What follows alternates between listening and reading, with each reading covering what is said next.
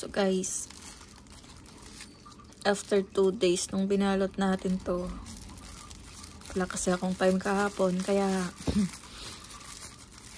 ngayon natin bubuksan. Sisilipin natin kung, titingnan pala natin kung ano.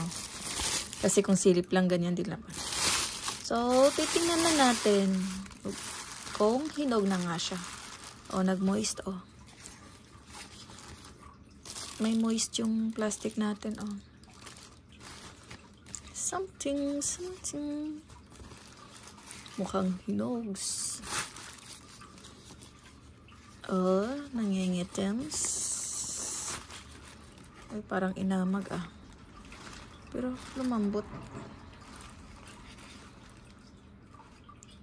Dapat talaga. Malambot na siya. So, tingnan natin to. Malambot na yung ano. Kung tingnan natin kung guyabano ba to or atis.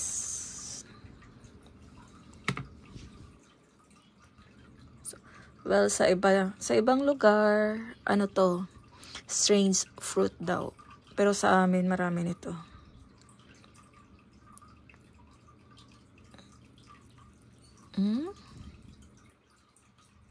It's guyabano. Pero sa amin, guyabano namin mas malaki.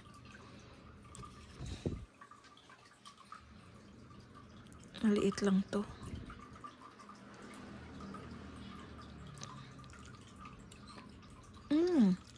Ay, hanip, ang sarap.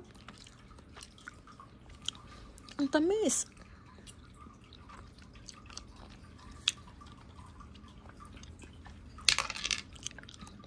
Ang sarap, guys. Ang tamis.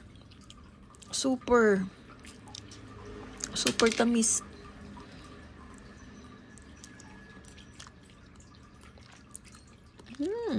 Love it. Sayang nga lang yung dulo niya. Wow, ng kutsara. Gusto kong kutsarahin.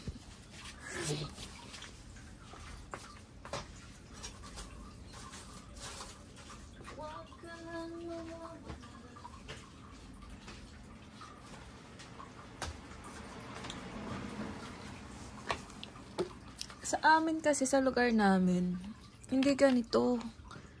Hindi ganito yung texture niya.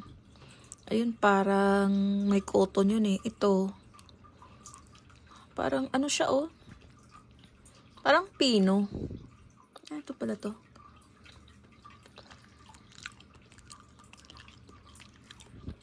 Ang tamis.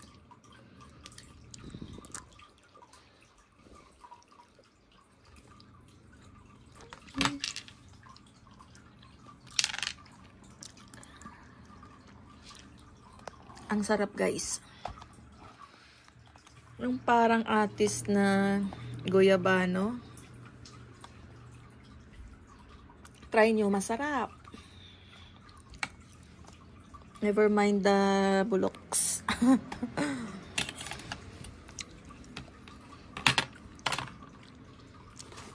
Yun lang naman yan eh.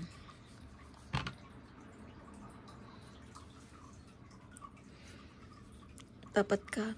Hinihintay ko kasi na lumambot siya. Ang gaya doon sa amin. Hindi ko ini-expect. Ganito siya. Ganito yung texture niya. Hindi ko ma-explain kung anong ano.